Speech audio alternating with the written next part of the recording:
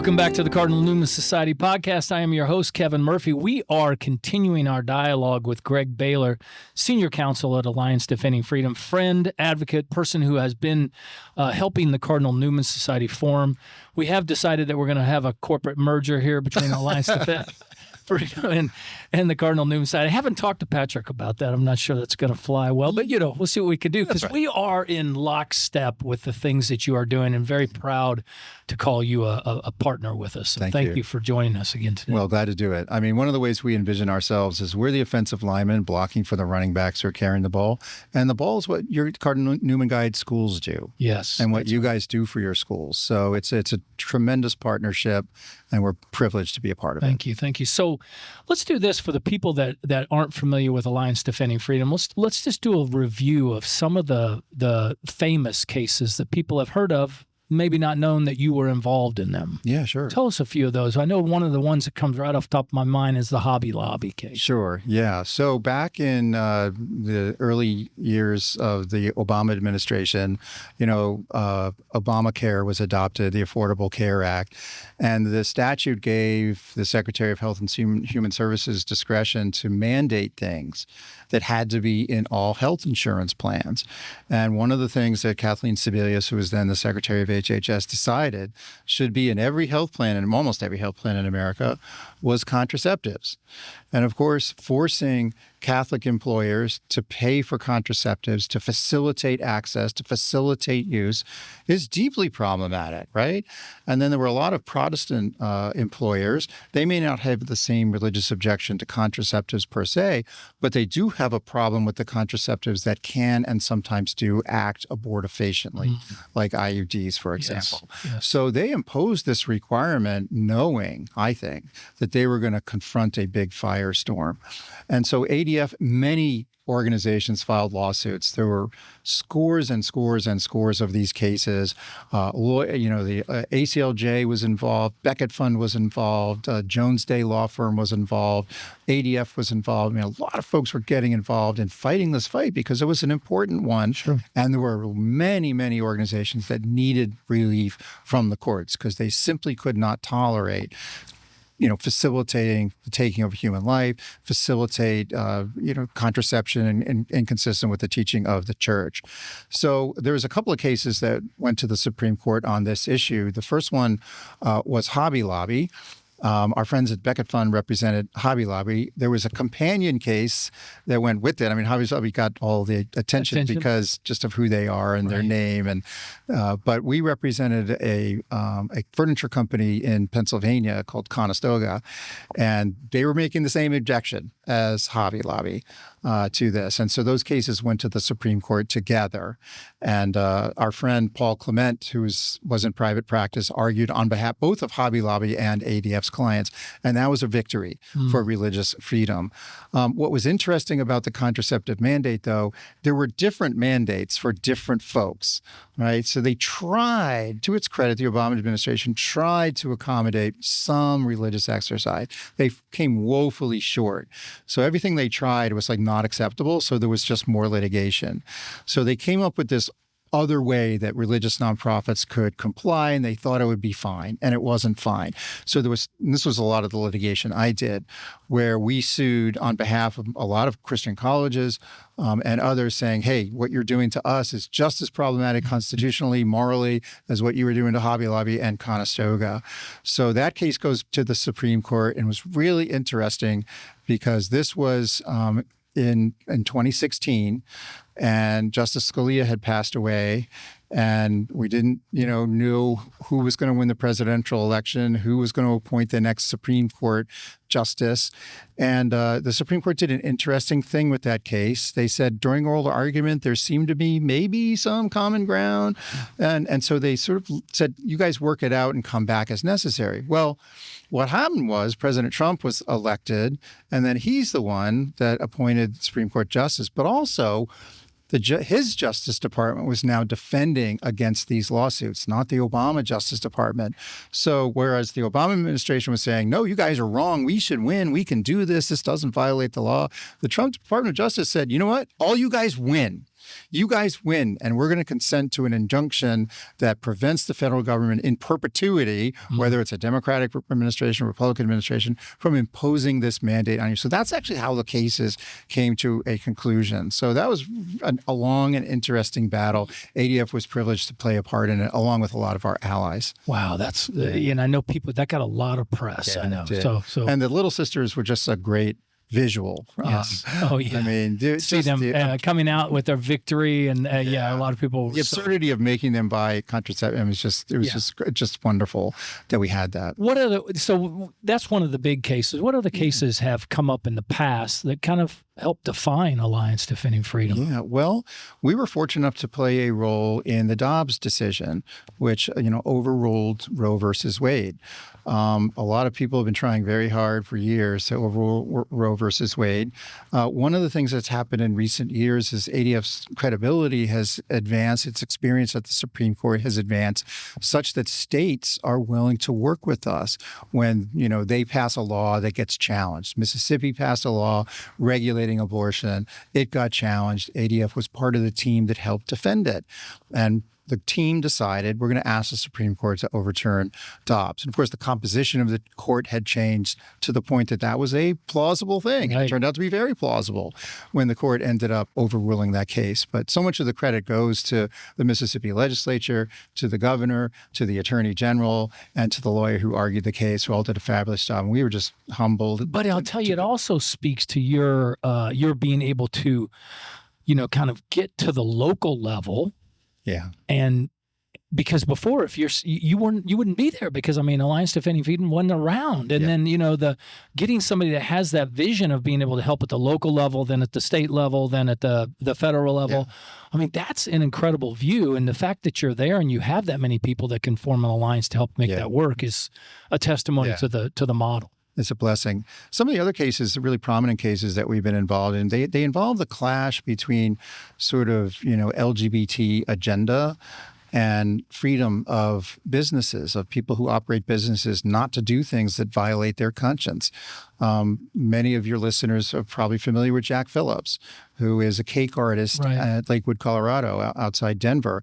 And he was confronted with a request to bake a cake celebrating a same-sex wedding. And he respectfully declined to do that because it was inconsistent with his belief. The other side tried to portray this as you won't serve customers who identify as homosexual. Totally false. He would sell them an off-the-shelf cake. He would sell them cookies. He would sell them bread. He wouldn't do a custom-made cake. He serves all people, but not create all messages.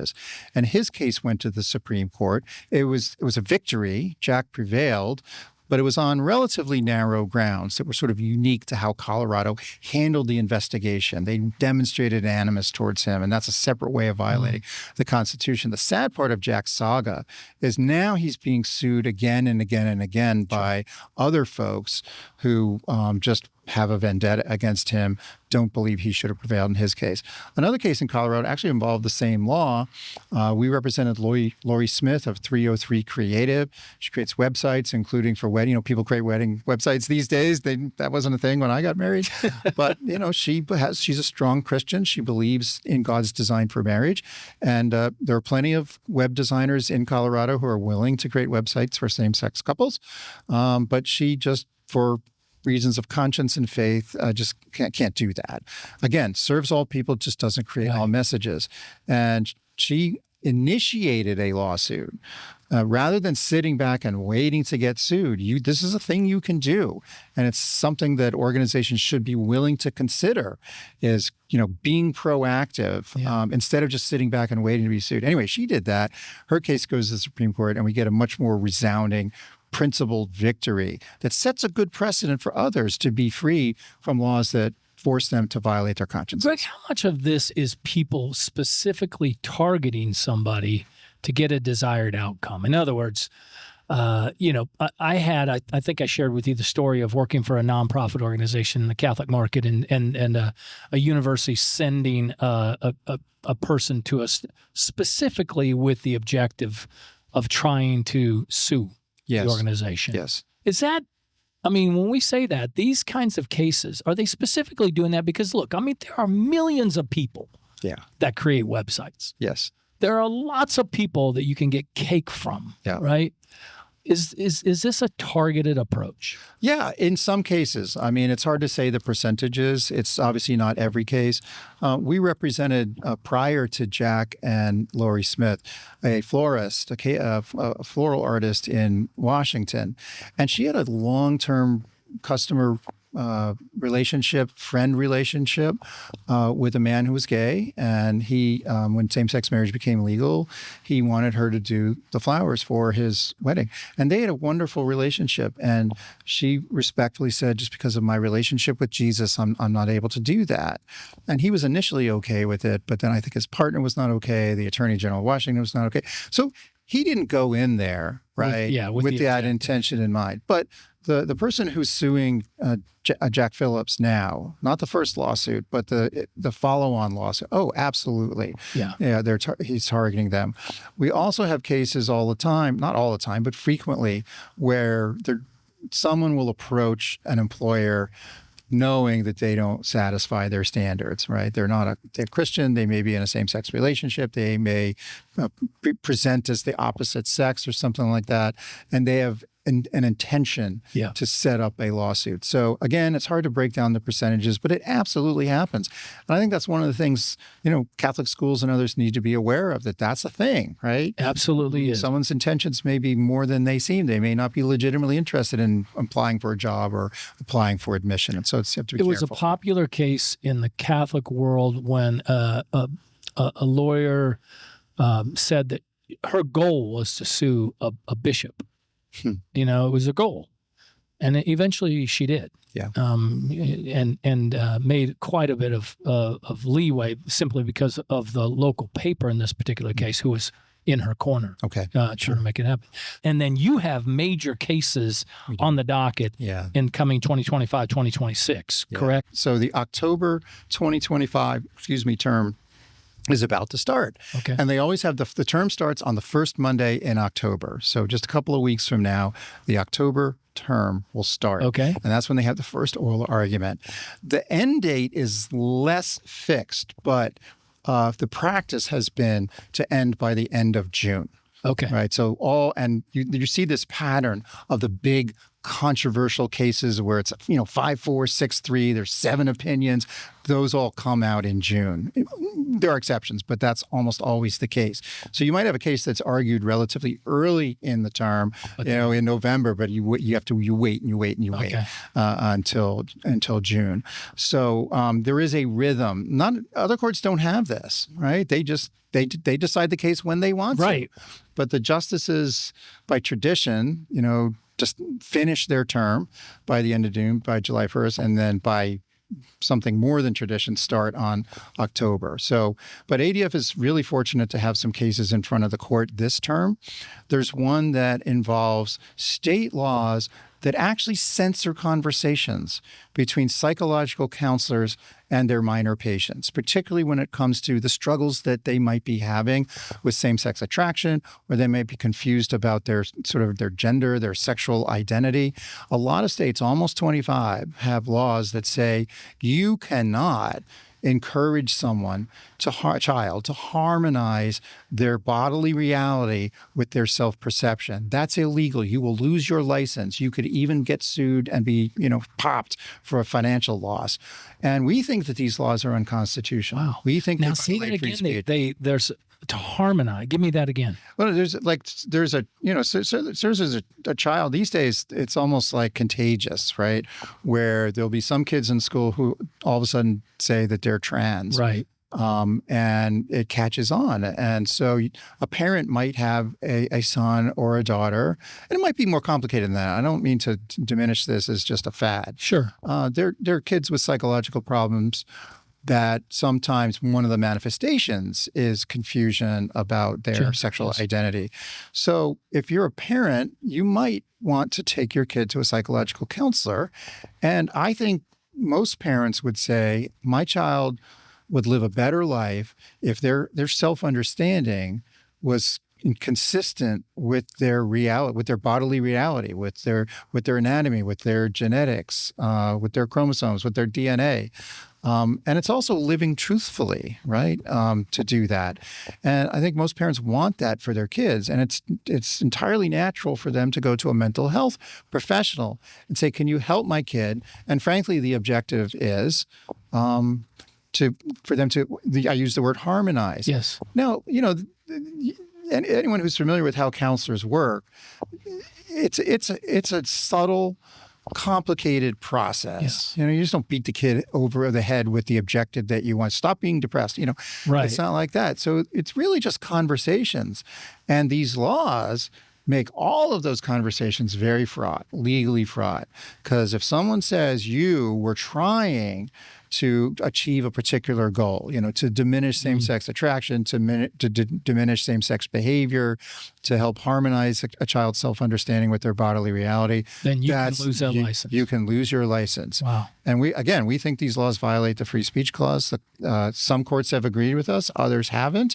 And the court has taken up a case in which they will hopefully resolve that issue for the whole country. And that's one of your cases. You have two others? Yeah, we do. We have 4 total. There's 2 others I think are worth talking about here. Again, it's the transgender issue again. One of the big problems, as everyone knows, with gender ideology is how it affects women's sports. The premise is if I say I'm a woman, I am a woman, even if I'm biologically male in every way possible. And sports are about bodies, right? Competing against one another. Obviously, the mind is involved, but at the end of the day, particularly contact sports, bodies matter. And so I think there's a consensus that in virtually every sport, it's unfair. There's an unfair advantage that males have over females, even prior to puberty, that studies have shown that there's an advantage that boys have. And it's obviously much more pronounced following puberty. And so, there's this idea out there that Title IX of the Education Amendments of 1972, everyone's familiar with Title IX, famous. The position that the Obama and Biden administrations took was that Title IX requires covered schools to allow men who identify as women to participate in women's sports. Now, there are others that did so voluntarily. They just agreed with gender ideology. They agreed with the premise that if you say you're a woman, you are a woman. So they weren't doing it so much under legal compulsion, but because they thought that was the right thing to do. And states have responded, and we're grateful for that. And ADF has been humbled and privileged to be part of the process. We helped legislators with drafting laws that would prohibit this problem, address this problem. We helped advocate for these laws. I mean, these lawmakers get so much credit for taking on a tough issue. But these laws have been passed in places like Montana and West Virginia. And of course, folks on the other side, they want to challenge them, right? And the 2 big legal arguments they've made are this law violates Title IX. We think the laws are required by Title IX. We think it violates Title IX when a school does. And remind us Title IX. Yeah, Title IX is a law that simply says if you're an education program or activity, if you're a school, and you get money from the federal government, you can't discriminate on the basis of sex. That's what it's about. It's mostly about student relations. It applies to employment as well. And so it's also a way to induce behavior then. If it's tied to federal spending, yes. Then if you don't do this, in other words, this is going to be taken away from you. Yeah, right. That's the threat, right? It's like, he who pays the piper calls the tune. And, in Title IX, I'm not saying Title IX is not a good thing. It's been a great thing. It's been a great thing for women's sports. It's been a great thing for women's equality in the education context. It's not for everybody. There are schools that have selected we're not going to participate in federal programs, not because they want to discriminate on the basis of sex, but because some of the burdensome requirements, potential liability that come with it. And I respect and honor that decision. But so, one of the arguments the challengers to these good state laws are making, they're saying it violates Title IX. The other thing they're saying is that it violates the Constitution, more specifically the 14th Amendment's Equal Protection Clause. They say it makes a classification that's indefensible. We think both those arguments are wrong, and we're very grateful to be part of the legal team with Montana and West Virginia, their lawyers, in helping defend these laws in the Supreme Court. Greg, hasn't that been a big shift too? Like the swimming, the swimmer who swam with women, yes, won all the competitions, and then now during that time, he's winning, he's getting these competitions and people are taking notice of it. And now all of a sudden that has shifted the other direction. Am I not right on that? Yeah, I think the polling data demonstrates that as people became more aware of this, just the inherent unfairness of it struck them. You don't have to have a Catholic or Christian or religious view of the distinction between the sexes to say, this is unfair. And I give a lot of credit to a group of young women in Connecticut who were among the first to stand up and say, this is not right. This is not fair. They were, forced to compete against boys, and they were great runners. But just simple biology dictated that they knew they were going to lose when they stood at the starting line. Yeah. And they had a lot of courage. Their parents had a lot of courage, and they've been part of this movement. The swimmer Leah Thomas at the University of Pennsylvania, one of the victims, as it were, of that was Riley Gaines, right, who has just done tremendous work in publicizing this issue. And I think, now the center of gravity in our country is, we want to be respectful of people who are struggling with their sexual identity or whatever. We want fairness. Everyone has dignity. Everyone should be treated with respect. But at the same time, this is unfair and this is wrong, and it has real life consequences. So it's nice to see that shift. Yeah. So those are two of them. You have one more. Yeah, there's a case about how the New Jersey Attorney General is sort of hassling a pro-life pregnancy care center and demanding their documents and things of that nature. And we've argued that violates their constitutional rights. Now, I've been shocked the extent to which, especially in deep blue states where governments have tried. I mean, these pregnancy care centers, they're wonderful people doing wonderful work, and they're not like physically preventing anyone from getting an abortion. They're just sharing the alternatives. And most importantly, they're providing support. I mean, we know one of the reasons many women get abortions is because they don't feel any support. They're getting pressured, right, to have the abortion, and they feel there's no one there to help them. Well, the crisis pregnancy care centers, as you well know, aren't just there to give a lecture about, the humanity of the unborn child. They're like, we're going to be with you, throughout the birth. We're going to be with you if you keep the baby. We're going to provide diapers and food and toys. We're going to be with you if you decide to give the baby up for adoption. And that these groups are targets is, to me, flabbergasting. But unfortunately, it's the reality.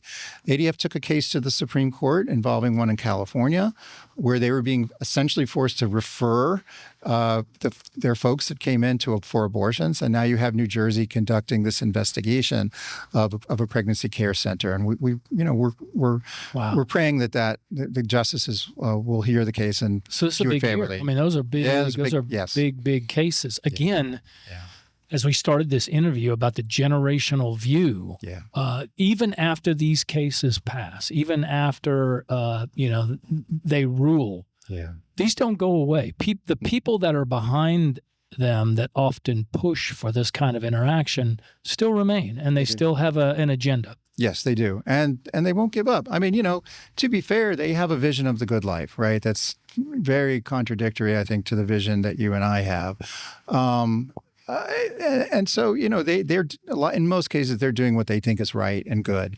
But the fact of the matter is they're doing some things that aren't right and good. And at the very least, they're doing things that violate the fundamental freedoms that the Constitution protects and that God gave us as human beings.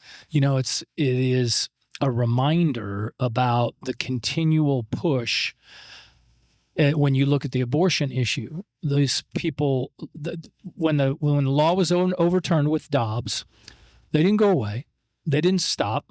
They didn't say, oh, well, okay, we lost. We'll pack up and we'll go home, right? Yep. It's the same thing with everything else. The thing I just want Catholic educators to realize is that there are people out there specifically trying to take away religious freedom, trying to take away your right to exist as a Catholic entity. Yeah. And the reason ADF exists is to help you, to be that partner for them when they do come down to something as litigation. We've talked a little bit about the steps people can take to make sure that they don't end up in this arena, because if they just take small steps along the way, what we consider to be small steps, they just do that. Yeah.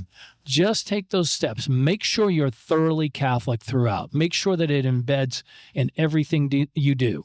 Amen. Then you insulate yourself. You protect yourself. There's nothing the Cardinal Newman Society gets from doing that, the idea is that you're going to be a truly Catholic entity. Right. And that's what we really want people to be. Yeah. I mean, that's the thing. It's like what you're doing is practically helpful in terms of laying the foundation for defending yourself in a case. But also that thing that provides you that legal protection is what makes your school authentically Catholic. Right. So there's two really good reasons for doing it. And I think that second reason is the better reason, right? It's just be yourself, and the legal benefits will flow from that. You know, not only that, but again, in presenting your product to the consuming public, the differentiation between what you have and what they have is inherent in these issues, right?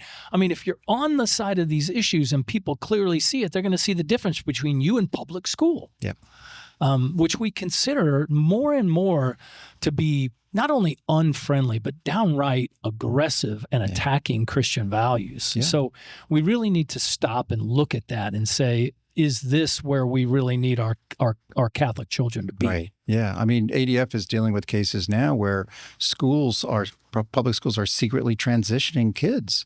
Around the parent. Without telling the parents.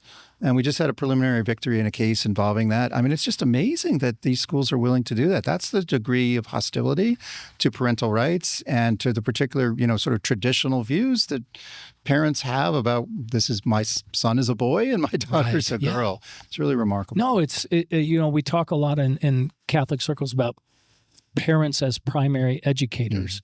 The Catholic school is the cooperator with the parents, right? And so while I would drop my kid off, I want that school to make sure that what you're telling and embedding in my child is that firm foundation in the faith, and that the formation or all the activities, the sports, for example, are also in accord with that. Yes. And that's sometimes people don't maybe coordinate those two or connect those two, but we really have to. Indeed. Any words of advice going forward, first of all, from you would of where we should be going and what we should be thinking about in the coming year? Second thing, when they come down to making their opinions in June, you said a lot of times when they share those opinions in June, we'll be holding our Newman Guide Leaders Summit at Catholic University of America. You are not going to be exempt from attending because it's right down the street. I mean, we're practically like out your office window, I think, or if something. I go up the highest hill, I can see it. You can see, I'll wave to you. There he is. Bring him down. So you got to come down and you got to participate in that conference. That'll be in June as well. I'd be happy to. Yeah. So any final words from you? And then also I want you to give a plug for ADF. I want people to know where to go to find information for ADF. So please do. Well, let me start with that sort of at not so much a plug for ADF, but for our Ministry Alliance. I encourage schools and other religious organizations to consider membership in our Ministry Alliance. For a relatively modest fee, you can get a very expert review and revision of your documents and policies. And also there's advice available. There's also the possibility of representation and litigation without any charge. So it's just Google ADF. That's Church. benefit. Yeah, it is. I think it really is. And virtually all of our members are very thrilled with what they get for that. So and that's alliancedefendingfreedom.org? Well, I would go to ADF Church Alliance. .org. Okay, ADFchurchalliance.org. Yeah, and if you just Google ADF Church Alliance, like as distinct word, it'll show up. It'll come up. Okay. Yeah. I hope. I hope so. Yeah. Our primary. I know, right? Yeah, we've got to watch those search engines, right? Anyway, but our primary website is adflegal.org, and then our media website is adfmedia.org. But in addition to exploring membership, I think there's a place for more involvement in the legislative process. I think that's one of the things we haven't talked about today, but it's also really important. Now, most of the time people pay attention to what's going on in Congress and they think all the action is at the federal level. And to be fair, especially on the administration side, there's been a lot of activity since President Trump was inaugurated for his second term on the religious liberty front. So there's lots of things going on. But I think people aren't paying enough attention to what goes on in state legislatures. Because let's face it, Congress has trouble getting things done, either good or ill. But state legislatures are doing lots of things, both good and bad. And I think there's more room for involvement. You can make more of a difference in a state legislature than you can in Congress, frankly. And one of the problems with advocacy in state legislatures is that the sessions are short typically, and it happens very quickly. And then people don't know, and all of a sudden some things have been decided. And yes. Yeah, so 60 days, 90 days, 120 days. They usually start in January. So I think the way to have more awareness of what's going on in state legislatures and to potentially get involved is make connections with your state Catholic conference. And then in many states, there's things called family policy councils. They might not have that exact name, but something similar. There's something similar to that. Those are the two groups that tend to be most active in protecting the religious freedom, protecting parental rights, protecting the sanctity of life. So I think establishing or nurturing relationships with state Catholic conference, family policy councils, and then if there are good bills that should be supported, yes, be part of that. Bad bills that need to be opposed, yes. It's not as hard as it sounds. I mean, I've testified in front of congressional committees a couple of times. That's a big deal. You know months in advance. You prepare. You're going to be sitting there for a long time answering questions. In state legislature, you get 2 minutes. Yeah. And people can do it. Normal, regular people, not lawyers, in a fancy suit, can testify and do testify rather effectively. It's funny when you say that, because I do think I think it was Rush Limbaugh who once said that you should pay attention to the elections all the way down to dog catcher. You really need to understand, even in your local area, as to what's going on, because that's where things begin to snowball and precedents are set. Yep. And when they get to the next level, then there's often an undoing that has to occur. Yeah, that's exactly right. And I think that's where we, as Catholic educators, as Catholic men and women, we need to really pay attention to that kind of thing, because the attack on these things is not diminishing. No. Religious liberty, sanctity of life, freedom of speech. Those things are just increasing more and more, and especially for Catholic education, which operates under the umbrella of those things. Absolutely, 100%. So, Greg, thank you so much again for your time. Thank you for being here. God bless your work in ADF. Thank God that you guys have proliferated so much. Let's keep making that happen, because the generational view is a view that is a winning view. Anybody who takes something as a short circuit or a shortcut, I'm afraid they're going to be disappointed. So thanks for having me, and thanks for everything the Cardinal Newman Society does. I love you guys. I love your mission. I love your guide schools, and it's a privilege to work with you. Thank you so much. God bless you. Thanks. If you'd like to learn more about how you can help promote and defend faithful Catholic education, go to cardinalnewmansociety.org.